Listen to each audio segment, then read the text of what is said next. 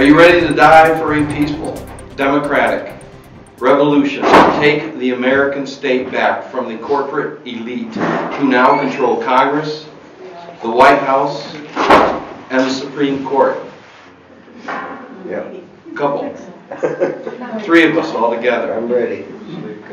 Senator Sanders is saying that we need a political revolution in the United States. It's not such an extreme idea. A revolution needs some kind of declaration of revolution that lists grievances and principles of democratic revolution.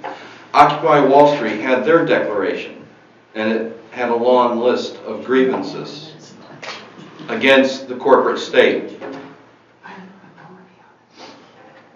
A revolution also needs core democratic principles in order to frame our post-revolutionary agenda and demands.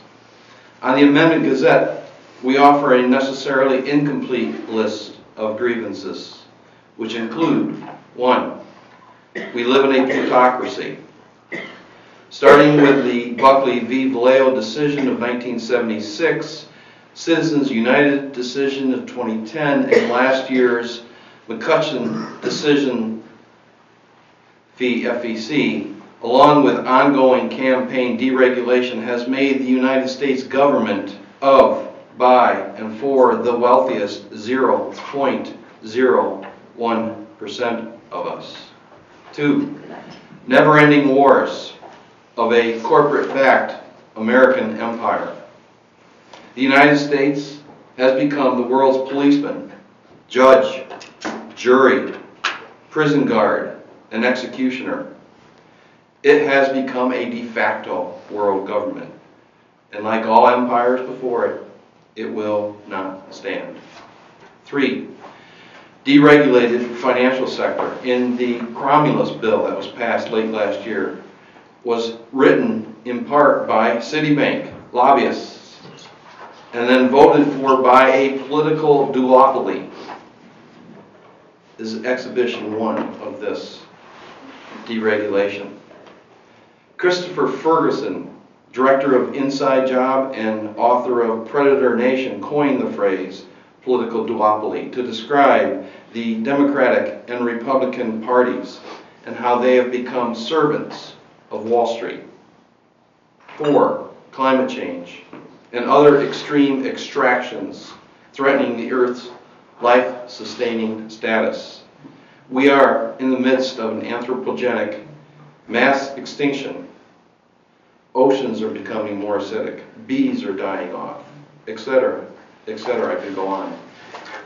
5. Corporate personhood is the illegitimate court doctrine that has granted constitutional rights to entities such as large and growing corporations that continue into perpetuity, institutions that James Madison considered evil.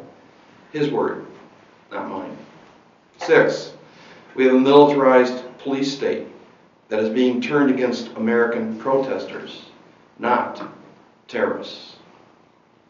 7. Increased authoritarianism by police and presidents, especially against people of color. Remember the crackdown on the Occupy Wall Street encampments? That was a police state action. 8. Assassination of American citizens with no due process. Anwar al-Awlaki and his son were murdered without so much as an indictment. We are in a post-constitutional environment with post-constitutional behavior by the president. We started out as a pre-constitutional colony, and after a war became a constitutional republic. And we have become, in the last 50 years, and particularly since the 9/11 attacks, a post-constitutional empire. 9. There's a war on whistleblowers. President Obama has used the Espionage Act more than any other president, all the presidents combined since it was enacted, to clamp down on people leaking information about government activities. The Gordian knot that ties these grievances together, broadly speaking, is creeping fascism. Our republic has been lost, to cite Lawrence Lessig's idea of campaign finance dependency corruption. Climate change is included in this list because of the threats it poses, the extreme extraction pose to First Peoples environments from the extraction, such as the tar sands extraction and destruction in Canada that is behind the KXL pipeline. Instead, we have a corporate feudalism propped up by the worst government corporate money can buy. The U.S. is run, as I said, by a political duopoly. More broadly, it functions in a neoliberal world system where inequality among both citizens within countries and countries themselves is getting greater every year. That system, that neoliberal world economic system, is fully integrated with state power. So the United States has become a unipolar, hegemonic corporate state, defending, enforcing, and sometimes expanding this neoliberal system. For more on that topic that I don't have time to go into, I strongly encourage people watching this to Google One Party Planet, if you can remember that, One Party Planet, and read that pamphlet. It's free and it's available online. One symptom of the one-party rule is the many consistencies between President Obama and Bush's war on terror. Renaming it didn't change it much. In many ways, what's going on now is just as dumb, using technology and secrecy to exercise imperial systemic control. So if we're going to fight this corporate empire, we're going to need some revolutionary principles to help shape and help people understand what it is this revolution might be demanding and aiming for. Number one, to address plutocracy, is political equality. It's an idea that comes from the Declaration of Independence. We are all born equal. We are all created equal. Political equality is only possible in the aftermath of an amendment to the Constitution that throws out the doctrine that money equals speech and re-empowers Congress and state legislatures to regulate the manner of holding elections under Section 1, Article 1, Section 4 of the Constitution. Political equality means not just one person, one vote, but also limits to contributions to candidates, PACs, and parties.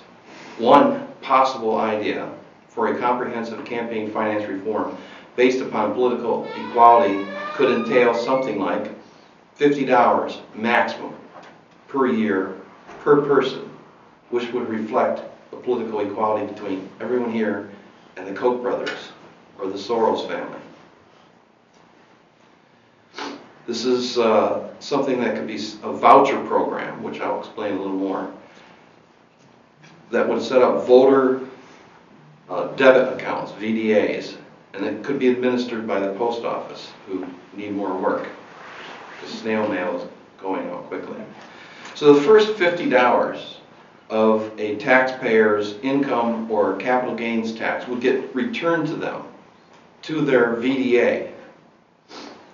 And for Mitt Romney's 47% of us who do not pay income tax or capital gains tax, a tax would have to be levied on transnational corporations. This is my idea because I don't think people, individual taxpayers, should pay other people to fund candidates that they wouldn't support. I think that's immoral. I think public campaign finance is immoral for that reason. I don't know your ideological makeup, but there are twice as many conservatives in the United States as there are liberals. So why do liberals want to support conservative candidates through campaign public finance? A voucher program eliminates that problem and also has support from Republicans. So the 47% could be funded by transnational corporations. Just ExxonMobil in 1 quarter makes more profits, enough profits in 1 quarter. Just one company in 1 quarter makes enough profits to cover the 47% of $50 a year 5 times over.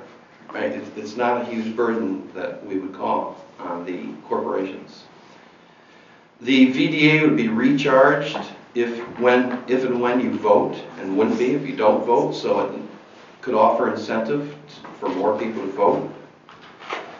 Other security measures would have to be employed, like selling your VDA information to buy food or whatever might result in loss of VDA privileges for a voting cycle. Purchase or theft of VDA account information could result in jail time. You don't want the Koch brothers going out there and buying a bunch of account information and stacking up money. Candidates would have their own contributions limited at levels appropriate to the office sought. So for city council, it might be $300. For president, a candidate might be able to spend $300,000 of his own money. Any candidate that is caught cheating, be tried and found guilty, would be removed from office and declared ineligible to run for 5 years. 2, in order to address the American empire, we need a new peace policy of self-determination for all nations and initiate a foreign policy of non-intervention. If intervention is required or demanded by the president, it can only happen after a vote in Congress in accordance to the U.S. Constitution, and when and only if it is compliant with international law. President Obama's national security strategy that was announced last week includes propping up failed states. That is a war policy. States are invention and imposition by Western civilization. But the United States needs a peace policy instead. In The Independence of Nations by David Fromkin, the author argues that we need to learn to hold 2 opposed ideas in our mind at the same time and still function. So on one hand, we have national security. The Department of Homeland Security really is a national security group of agencies protecting our borders and our security. And then the rest of the globe is another, it's not national security, it's world security. And if we're going to have world peace, then it should be premised upon the United States essentially staying out of the affairs. Let nations determine their own future, self-determination. So, in the same way that Boko Haram is an African problem, Daesh, or the so-called Islamic State, which is neither Islamic nor a state, is first an Arab and an Arab-Kurd problem, and secondarily an Arab-Persian problem. But it is not, at this stage, an Arab-American problem. We should not be dropping bombs, and if you think about the relationship between the U.S. dropping bombs on Daesh and their ability to recruit, it's directly related. They're actually becoming more successful and recruiting a larger army because we're dropping bombs on them. It is backlash. It is stupid. A revolutionary demand would be to abolish the U.S. Army. Think about it. What is the standing army good for? Protecting our borders, north and south. We don't have to worry about invasions from Mexico or Canada, I hope. And it's good for occupying foreign nations. And the whole idea behind self-determination is to eliminate that. The Navy, the Marines, the Air Force, and the Coast Guard, yes, we need those for legitimate national security concerns. 3, too big to fail is too big. Large banks need to be broken up, and Wall Street needs to be regulated to abolish casino capitalism and predatory lending processes and securities. as well as the domination, domination of the entire financial sector. Next, we need a principle that long-term human survival should trump short-term profits. This seems obvious enough. So there is no one single answer to climate change. There's going to be dozens and dozens, maybe hundreds of answers, different applied technologies and community control over their use and creation of alternative sustainable energy. But one idea that would make a lot of sense is to have a government mandate that all internal combustion engines, either manufactured here in the United States or manufactured to be sold in the United States, must run on hydrogen gas by 2017. There's a new piece of equipment from a company in New Jersey. It's called a hydrogen reactor. It actually produces large amounts of hydrogen gas from water. Gas stations could install one of these units and supply the vehicles with hydrogen gas. Alternatives are possible. Technology can help. Next, the Constitution must be amended to make it clear this principle: only human beings have rights. Corporations are not people. Associations should have privileges and serve human interests. The Supreme Court has gotten this wrong for the last 130 years this coming May, and amendments in the past have been used to reverse stupid, bad Supreme Court decisions. We can do it again. Next, the police need guns, but not assault weapons, and not armored vehicles. If organized criminals outgun the police, the National Guard can be called in to assist with those kinds of arrests. The police need to protect and serve, not dominate and control. We should abolish the drug war and stop jailing victimless criminals. Prisons have become, in many states, a corporate scam, and it is big government at its worst. Next, the constitutional rights of the people must be respected. You wouldn't think this is a particularly radical demand. The rights to assemble, including corporations, unions, PACs, and parties. The rights to protest and strongly dissent should not be repressed by any president, governor, or police department. All presidents who violate the Constitution and commit high crimes and misdemeanors should be impeached, regardless of party affiliation or degree of charisma. Whistleblowers are the lifeblood of investigative reporters. Whistleblowing on government malfeasance should be protected, not prosecuted. Tom Engelhardt, the co-founder of the American Empire Project, recently wrote, quote, "If so many years into the disastrous war on terror, the Afghan war that never ends, and most recently Iraq War 3.0, Syria War 1.0, there is no significant anti-war movement in this country, you can thank the only fit of brilliance the national security state has displayed. It has successfully drummed us out of service." The sole task it left to Americans 40 years after the Vietnam War ended was the ludicrous one of repeatedly thanking the troops for their service, something that would have been inconceivable in the 1950s and 1960s because you would in essence have been thanking yourselves. End quote. What does service to a nation in opposition to corporate feudalism and the drift toward fascism look like? The recent election in Greece that brought Syriza to power is a model of peaceful democratic revolution. How much courage does it take to organize around party activities?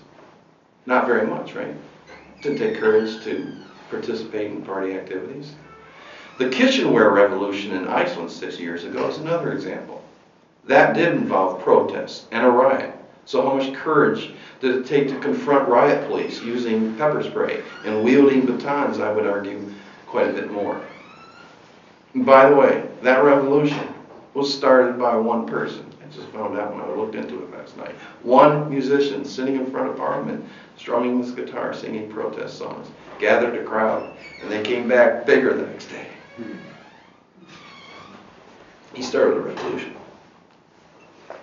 This year, Move to Amend will be planning direct actions around the 130th birthday of corporate personhood in May. People will be arrested around the nation to bring attention to this illegitimate court doctrine, and that too will require courage on the part of those willing to be handcuffed and hauled away.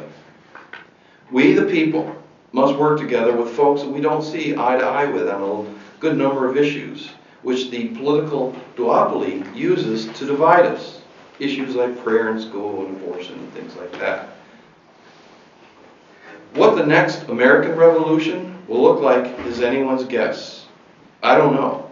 I do know that memorials from the states demanding a constitutional amendment convention are currently, not today, but next week and last week, being sorted for publication online. If the House clerk actually counts these memorials, an amendment convention will be triggered, in theory. The upshot from such a convention could be revolutionary or counter-revolutionary, depending on what comes out and what gets ratified. The Washington Post's Dana Milbank noted in response to Senator Sanders' assertion, quote, "You can't have a populist revolution without people," end quote. Unfortunately, too many Americans have given up on political activism. It's impossible to predict what, if anything, will trigger a widespread rebellion and a populist revolution. The dollarocracy that's in place will not fix itself. And if people do not wake up, read pamphlets like One Party Planet, get organized and take this country back from the corporate elite in the political duopoly who run the neoliberal supporting American empire, and get organized soon, it will not be long before it'll be too late to act. The author of The Authoritarians, Bob Adelmeyer, summarized his book, which is also available free online. Quote, "Research shows that most people are not in this revolutionary army. However, Americans have, for the most part, been standing on the sidewalk, quietly staring at the authoritarian parade as it passes by. You can watch it tear the American democracy apart, bit by bit, bite by bite. Or you can exercise your rights too while you still have them, and get just as concerned, active, and giving to protect yourself and your country. If you and other liberals and other moderates and other conservatives with a conscience do, then everything will turn out all right. But we have to get going. If you're the only person who knows what's happening, then you've got to take leadership, help inform and organize others. One person can do so much. You have no idea. Two can do so much more. But time is running out, and fast, and nearly everything is at stake." End quote.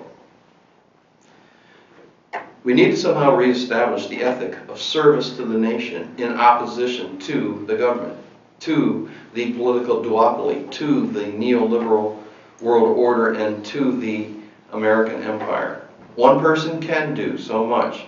One person pushed the Corning City Council to pass a resolution to Congress asking it to amend the Constitution to overturn the Citizens United decision.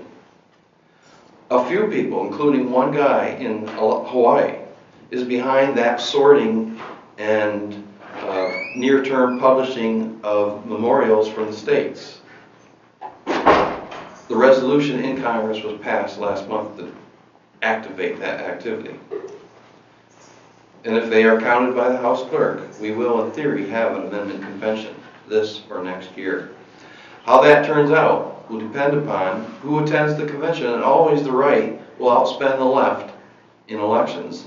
A duopoly can massively outspend grassroots representation because money is speech in our brave new world.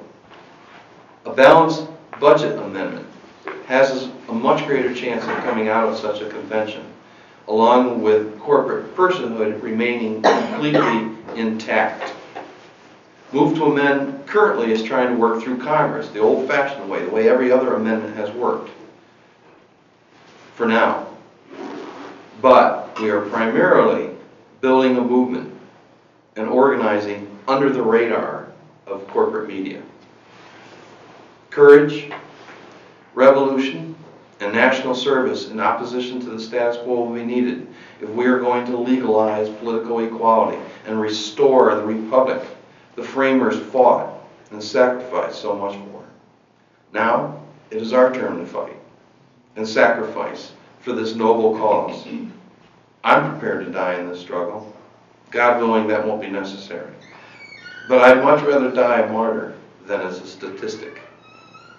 People will die in this revolution, but they will be killed by the state and perhaps reactionary, fearful elements of the gun-happy far right, because this must be a non-violent revolution. Many on the far right will prefer corporate feudalism and the corporate state trending toward fascism. Another revolutionary demand perhaps needs to be that violent reactionaries should be prosecuted. It's sad and frustrating to even consider having to make that demand in a land of laws and justice. Without a revolution to take the country, to take the republic back from the power elite, there can be no room for hope that things will get better. The arc of history is bent toward justice by people making demands and working to contribute toward progress. We've outlawed slavery. We should be able to outlaw corporate plutocracy.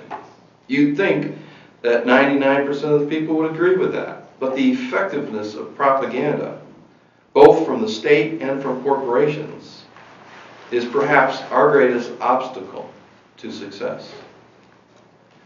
To wage our fight, we do have potential numbers of people, the truth, the internet, and love for our country. We can only hope and pray that that is enough to foment and wage the democratic revolution our nation and the world so desperately needs. Thank you.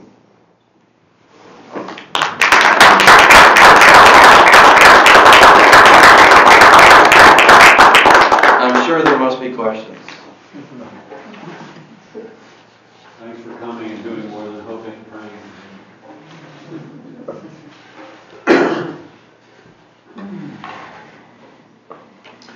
What would you say are the main points of difference between your perspective and the Tea Party? Is the Tea Party a potential ally? In theory, they oppose crony capitalism from the right. The left opposes corporate socialism. Right? It's just two facets of the same process. The state supporting corporations when that should be a market activity. There is a conservative website and organization that has been established to try to get money out of politics. So there is an effort on the right, but not in the Republican base. And I should stress something about the political duopoly. Not every Democrat is a tool of Wall Street, and not every Republican is either. Unfortunately, I can only point to one exception. Congressman Walter Jones is a co-sponsor to an amendment to the Constitution to overturn Citizens United, specifically to abolish corporate rights. So there is the potential of a left-right alliance. In his book, Unstoppable, Ralph Nader lists 24 different policies and issues that the left and the right should be able to work together on. But that's much easier said than done. We have here, our Move to Amend movement tried to get a speaking engagement with the Twin Tiers Tea Party. And they looked at the website and they said, you guys are backed by statists. We don't want to talk to you. So it's going to take hard work. We have to be persistent. But I think, I agree with Ralph Nader that there has to be a left-right, far left and far right coalition in opposition to the centrist political duopoly. But I think it's possible. It's just going to take an awful lot of effort. Would you talk about the Corning resolution? What was it exactly and what's happened with it?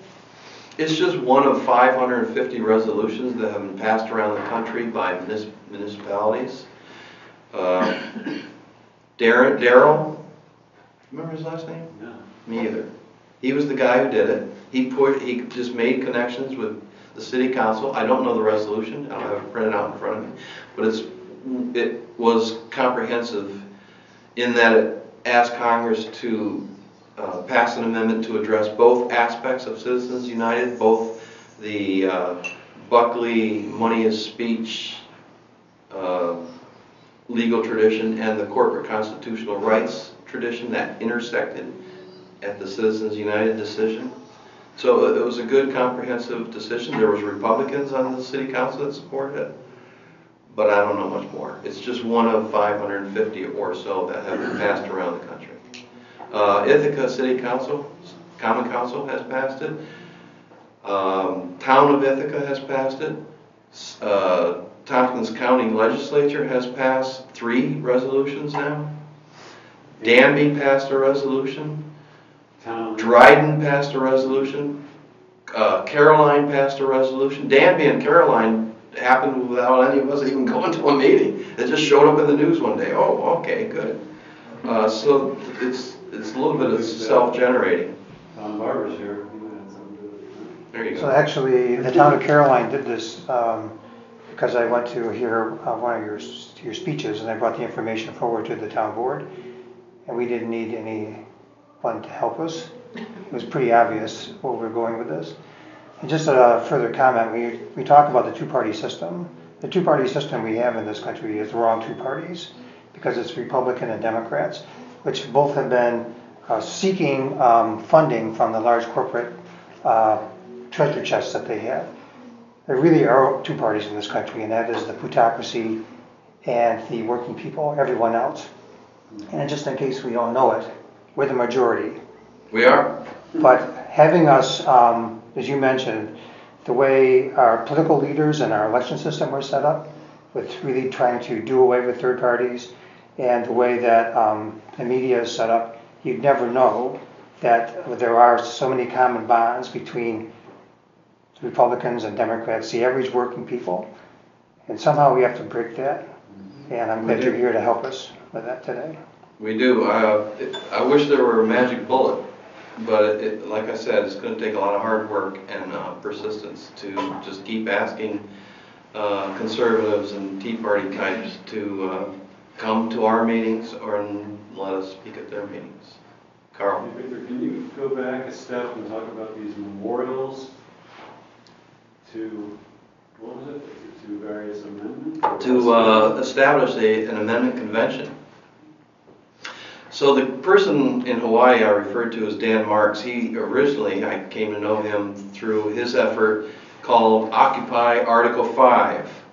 Article 5 is the section of the Constitution that talks about amending the Constitution, and there's 2 ways to do it. We go through Congress, 2/3 of Congress must pass the resolution, and then it goes out to the states, where 3/4 of the states have to ratify that amendment. And by the way, that's the most conservative approach to amending the Constitution in the world. It's an extremely high bar. And the second way Article 5 lays out the Constitution can be amended, it has never been done, is with an amendment convention where 2/3 of the states apply. 2/3 of the states, that's 32, 33, it's 32, somewhere like that. We know there are at least 40 of these memorials that have come from the states to Congress. there's actually a couple hundred if you go back to the founding of the country. So there's plenty of these memorials that are out there.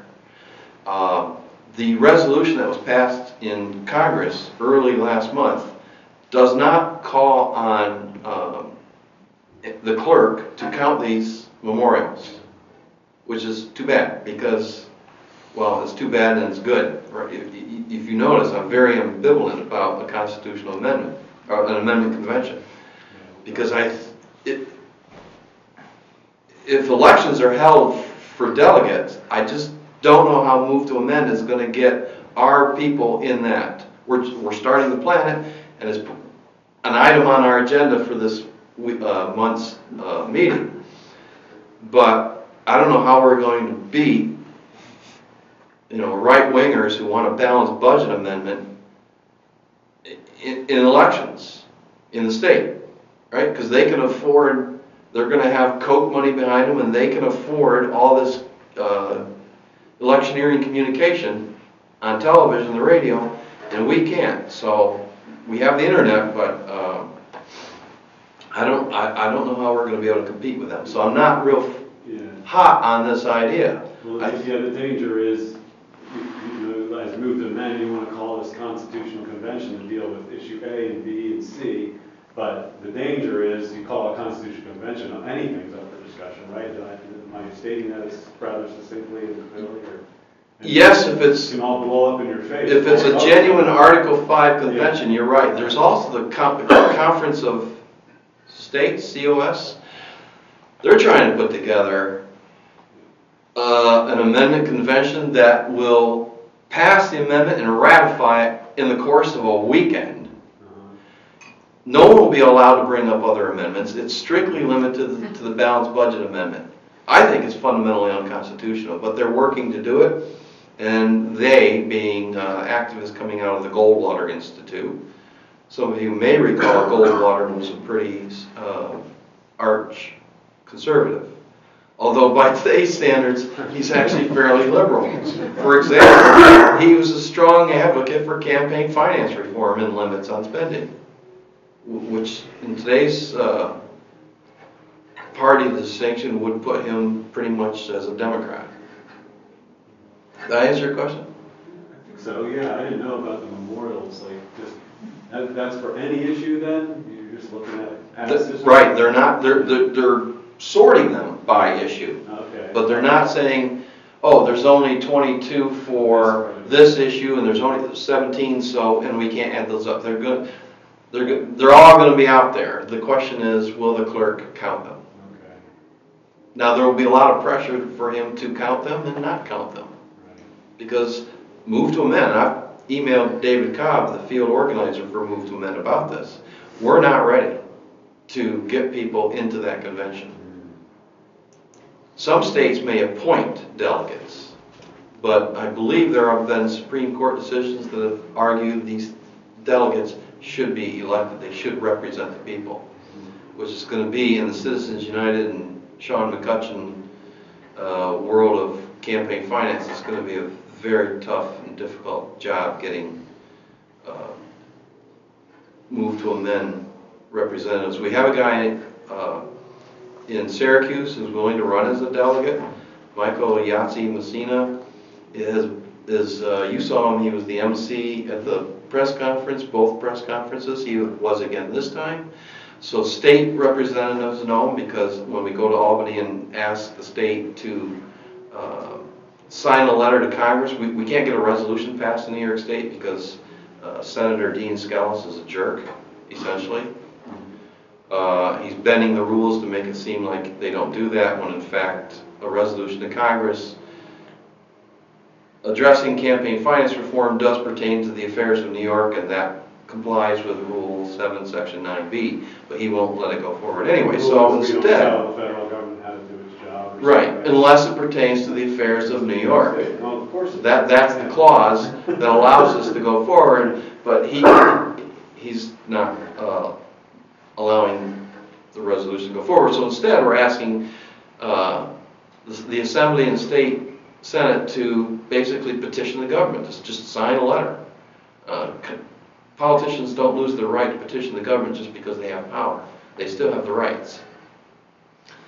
And last year, we got the Assembly, the majority of the Assembly to sign the letter. We fell 4 signatures short in the Senate, and we're working on a specific set of state senators, including our very own Tom O'Mara. That's another item on our agenda for Monday, or a week from Monday, is to set up an appointment with him and go down and try to have another face-to-face meeting with Senator O'Mara and try to get an answer, yes or no.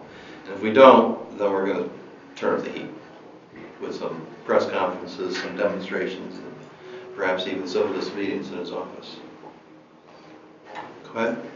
You know, in the historical stuff that you talked about initially in the talk, where does Occupy Wall Street fit into the projection of revolution within what you've talked about at this point? And where do you see that going, if anywhere? Yeah, well, Occupy Wall Street has, for the most part, been banished. It was a tactic, occupying space. And a lot of those occupiers talked about revolution and being revolutionaries.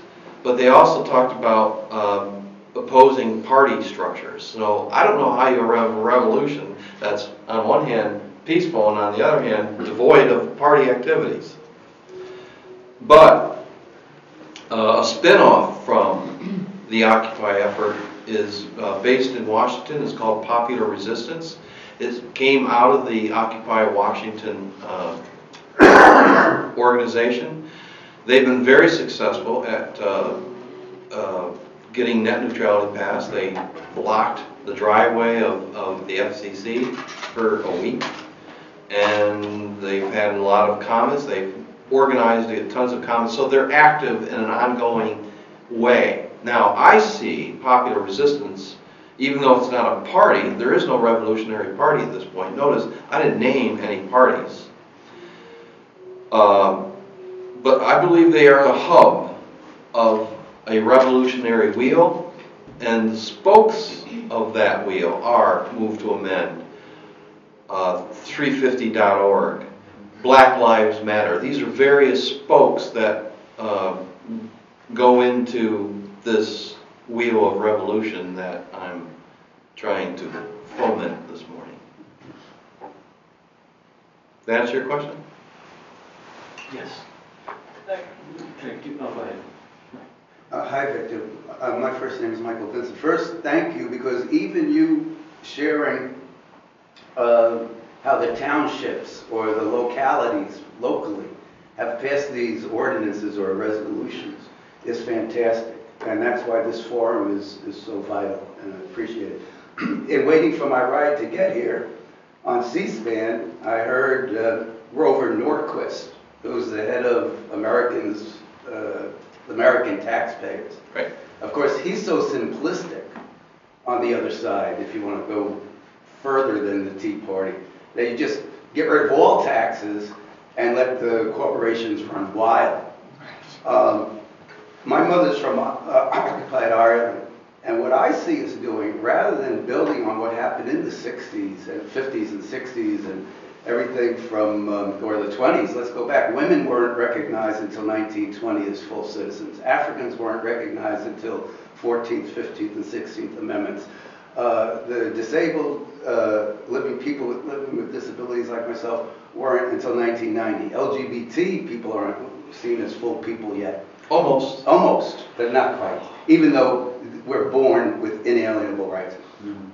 I see this process actually devolving back to the 13 economic entities that weren't a country, that weren't a nation. They were 13. And could you just comment on that? Sure. And how we have to apply what we've seen in the last century, not as a stimulus, I'm going to goose you and you'll feel good for a second. Right. But you and your work is a catalyst to get us over the equation. Actually, I'm going to point away from Move to Amend and toward Naomi Klein's project. She's the author of This Changes Everything. She's writing about climate change and what needs to be done. So I don't know about 13 economic entities or structures. We have 50 states now, but I think we need hundreds, perhaps thousands of local We the people. production and sales and consumption organizations or arrangements.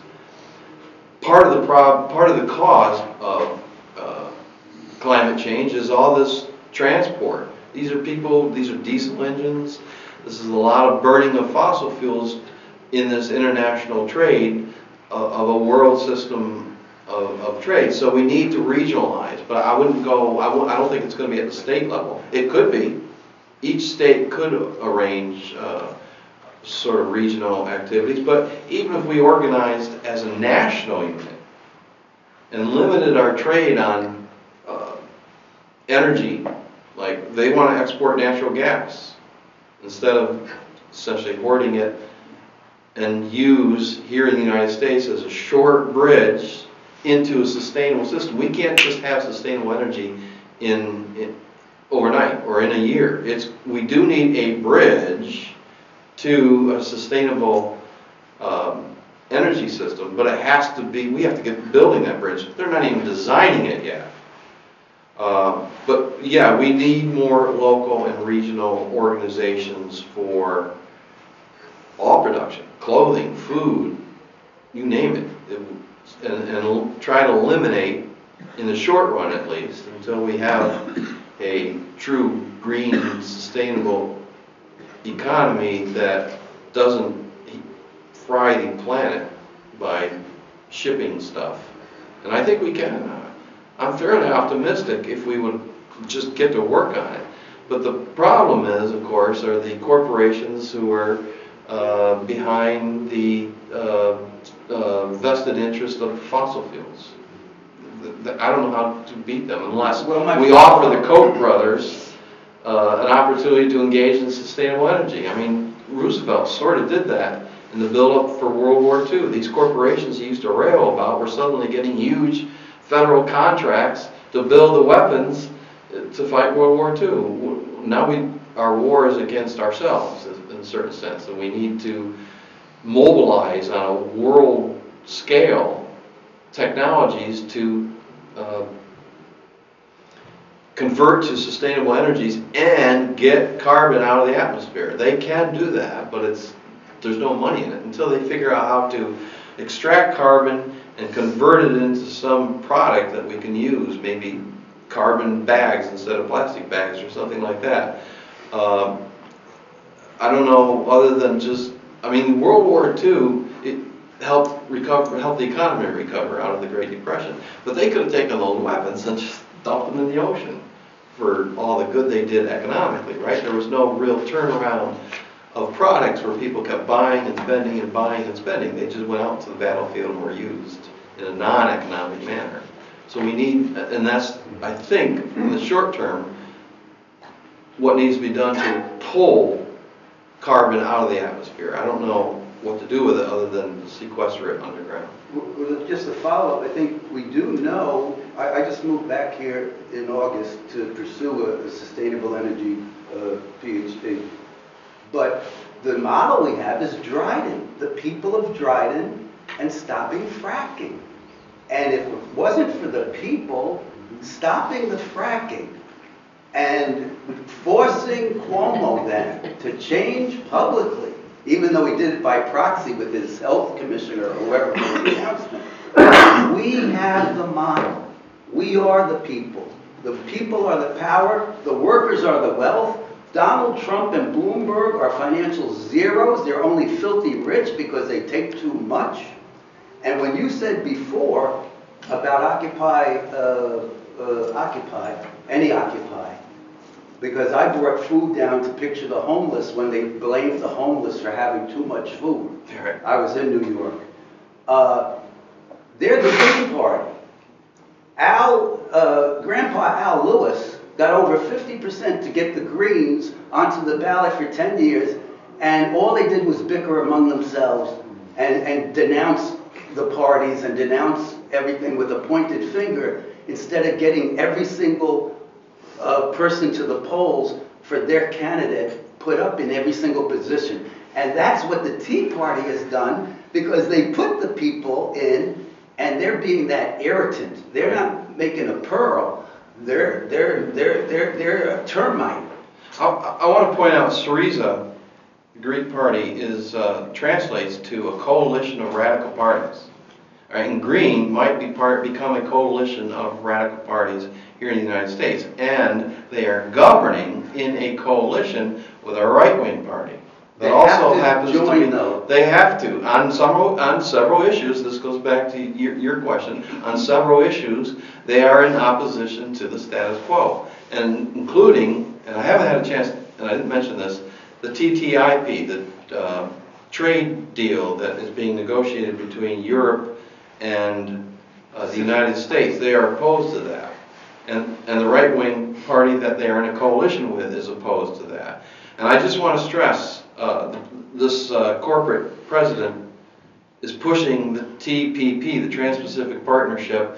In the short run, we're not going to have an amendment convention, and we're not going to have a revolution, but we do need to stop the TPP. So if you're taking notes or you have a good memory, it's stopfasttrack.com. You can put in your phone number, click call, your phone will ring, and it'll connect you to your congressman after you put in your zip code. And if you want more information, flushthetpp.org. I'm sorry, exposethetpp.org. Flush the TPP is the Facebook page. Exposethetpp.org is the website that provides information and some videos on this trade pact. Trans-Pacific Partnership. Okay. So let me just point out one horrifying aspect of this, and it's these corporate tribunals that will be set up to make sure it's an insurance plan. It's a corporate insurance plan against democracy. So take New York State, which has banned fracking. Right? Under the TPP, a foreign corporation or a foreign subsidiary of an American corporation will have the ability to sue New York State for profits lost because they can't frack gas under New York State. Who's going to pay those lawsuits? We are, in higher taxes. It's an absurd provision. It's part of the TPP. It's part of the TTIP with Europe, and it absolutely would undermine national sovereignty and democratic order. It will be a corporate nightmare. So it needs to be stopped. I know Congressman Reed has said he supports fast track, but he needs to hear from everybody that this is unconstitutional. It's Congress's role to examine these treaties and modify them in compliance with the welfare of the people under the Constitution, and just let them know that we will remember this. We will remember this, and we will expose you as a corporate tool if you support fast track and the Trans-Pacific Partnerships. In the short run, that's probably the highest priority. It's what I've been spending more time on than basically any other issue. Unlike the Citizens United decision, where our only shot at affecting that decision was to file a legal brief, we can actually pressure and put pressure on Congress to oppose and turn down this thing. We see it coming. It's on the agenda over the next 2 or 3 months, and if nothing else comes out of this presentation, contact Schumer, Gillibrand, and Reed and tell them no to fast track and no to the TPP. Have you heard how Schumer and Gillibrand, what their stances are? I have not. I know Schumer tends to be in line with, he's a part of the duopoly, right?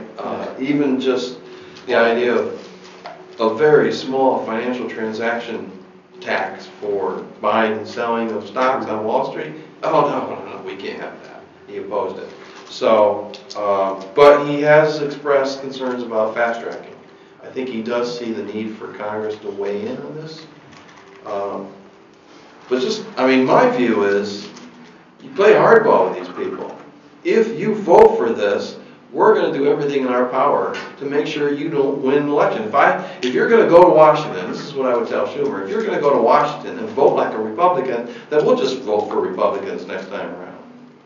Use the power, the only little bit of power we have left, which is the ballot box, as a threat. When you were talking about climate change and how we might deal with that, I have a different perspective on how important it is, but be that as it may. The response that you gave was about collecting carbon, and the impression I got that it would be done within a capitalist structure, that somebody would have to do that. Hopefully, and I if they could find use for that carbon, they could employ market strategies to do that. But I don't see that. I think it's going to have to be like building weapons, right? Which wasn't a market thing. They used them for war. Nobody sold weapons. We just killed people with them. Like I said, they could have dumped them in the ocean. So I think a lot of this technology is going to have to be implemented and just sequestered, just to capture and sequester that carbon. I don't think there is a capitalist or market application.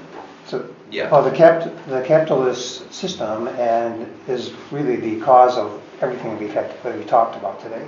So in any way that we are facilitating and thinking of a future that includes capitalism is to our detriment. And that's exactly how we always put FDR on a pedestal, because he was advocating for the working people, but he also kept capitalism. He saved capitalism. He saved capitalism. Absolutely. And in doing that, he didn't take their weapons away. And Right. so whenever he was gone and we had going into the 60s and 70s, then they just decided to take over everything, and they have, and it's just been continuing ever since. And so I think when you talk about a revolution, the revolution also has to be in our own minds, to think about how we can work as an economy. And it's going to have to happen locally. It's not going to happen at the state level. It's not going to happen at the federal level. How locally we can work without capitalism. These are worker-owned businesses, and that's how we have to be viewing ourselves in the future that we have. And I think anything other than that, we'll just be continuing to fight the same battle over and over again. I think we will be fighting this battle for many generations, but that doesn't mean we can't have a successful revolution. You notice I haven't used the word socialist or capitalist. I think those are confusing words because I did talk about transnational corporations and predatory lending, but there's just a big difference between a mom and pop small business that might be a corporation and ExxonMobil. So size means everything, and both, in theory, are capitalist enterprises. So I just think it opens the door to more confusion to use the words capitalism or socialism, because we currently have a mixed economy, right? We're a little bit of socialist, not much, but mostly capitalist. And it's sort of the flip side of Cuba, which is mostly socialist and just a little bit of capitalism.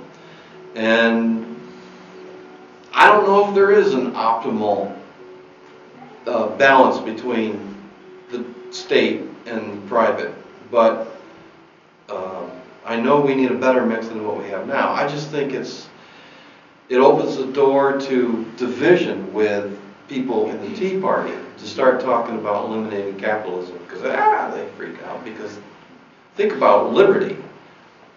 That includes economic liberty. If we're talking about freedom, you know, part of that is economic freedom and the ability to make money and a lot of money. So just one brief comment on your, that when you talked about a mom and pop store being a corporation, they can be. They can. But they are. They're worker-owned corporation, and that is the difference. Sure. No, I think there's a lot of alternatives. Co-ops, worker collectives, worker-owned enterprises. The problem isn't that we can't build up alternatives to predatory capitalism, because I'm going to be very specific about the kind of capitalism I'm opposed to. The problem is, what do you do with these predatory capitalist institutions? And I'm really thinking about the financial sector, which is the driving force of the neoliberal world order. The financial sector is its most influential and powerful section. What about those entities? We can't nationalize them legally under Supreme Court decisions. This Constitution was really designed to help protect property, and trustees of Dartmouth College protected the corporation as a contract that cannot be violated by the state, at least not without due compensation. So essentially, that kind of expropriating the expropriators is outlawed in the United States. But there's things we can do, as you alluded to. The question then is, what do we do about these large institutions? And my answer, which I was pretty clear about, is break them up. That is in our history. That is part of our history. That is part of our political tradition. And I think it's probably the best we can do for now. And again, that's not that's more capitalist than socialist, but it's non-predatory capitalism, regulated financial and small financial units is probably the best we can do. If I'm remembering right, Glass-Steagall was passed in the 30s. How did that happen, and could some modern day equivalent of that happen? Yeah, when I talked about regulation, actually kind of glossed over it when I was writing this. I actually meant to look up Glass-Steagall and include that back in here. It does need to be brought back in. I don't know how it happened, but I know a lot about how it unhappened, how it was, right? I referred to Predator Nation by Ferguson. He outlined in detail how Congress or Senator, what's his name? It's the revolving door process. These senators and congressmen pushed this deregulation that allowed the insurance side and the savings side to combine and start putting FDIC money at risk in their casino capitalism. It's amazing, these financial securities. What's the word? Capital gains. No, it's a securities arrangement package that they put together, an investment package, derivatives and derivatives of derivatives. They talk about wanting to stay creative, and that's how they make money, but it's predatory, right? And a lot of it was based on, in the lead up to the financial crash, a lot of it was based on a flat-out fraud, where they were telling people, investors in Europe and elsewhere, hey, these are great investment packages. They're backed by solid mortgages.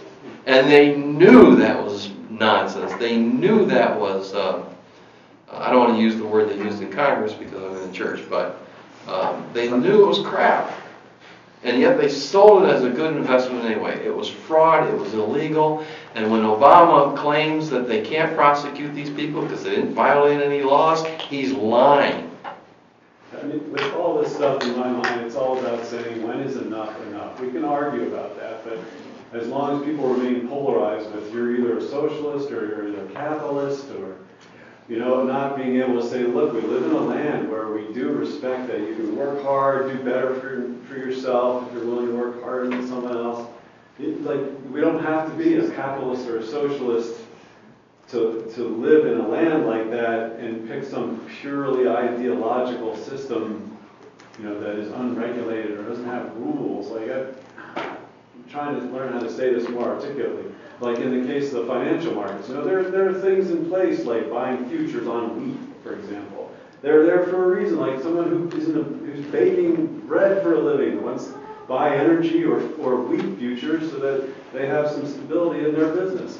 It's a legitimate practice, but there are people who say you're taking away my creativity or my freedom if I can't buy futures in wheat and energy too. And I'm just some speculator who's filling up silos while people are starving. I mean, you know, we can draw some lines.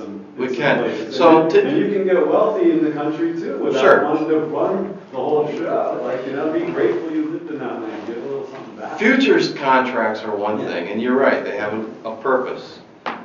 Derivatives backed by future security. Yeah, I mean, now you're starting to get across the line into crazy, creative financial packages that comes closer to casino Just capitalism. want to follow up on that and just say, yeah, so you got to get people talking about when is enough is enough. And an interesting book, you know, Michael Sandel's a professor. We've seen lectures here on ethics and things like that. He's got another book out called like What Money Can't Buy or something like that. And he talks about the difference from having gone from a market-based economy where certain kinds of things are a tool to help human beings to where now it's market-driven society where our lives are driven by the money. It's turned around, just like the corporation ruling over you instead of being a tool for you. I can't remember. You got to get in people's hearts and minds and get them thinking about issues like that. I can't remember the source, but I just read recently that a lot of these corporations don't want the market to operate. They actually want the market manipulated, and they want protections against true market forces. No, it's not Adam Smith. I just want Can we say one more question? I think some people have to get down to the subject. Understand. Yeah. Go ahead. I pastored for 25 years in my own ministry, One World Life System, so I always look at the system. And you mentioned before, are we going to group as states, or are we going to group as locales? There was a 1992 study that said by 2018, America was going to be broken up. It was going to be federated. So California was its own country, but still part of the U.S. Oregon and Washington. Michael, is The point is that the red and blue designation of us, dividing us like that, has already started that. Sure. And then in 1975, after 30 years of a military-industrial thing, we had Alfred Kahn from Cornell with Jimmy Carter. What's the question? This is the whole point. How much has Reaganomics now impacted us with the military being used or developed when we didn't have a war, only because inflation was high, and now it's being used to divide the whole world? Michael, is there a question in that? How much is Reaganomics? Well, Reaganomics essentially had these huge tax cuts and trickle-down theory, and I think it's been proven or disproven as effective, and it has led to this vast inequality that we have today. Part of the problem with the balanced budget amendment, by the way, which I have to stress, is they want to increase the threshold for voting for tax increases, and not just 50% of the vote in Congress, but 2/3 of the vote in Congress. They would essentially lock Reaganomics into place, and that's why that balanced budget amendment is very dangerous. And just one more point about successions and dividing up the country. Anyone want to support Texas succeeding from the Union? Anyone else? Thank you very much for your time.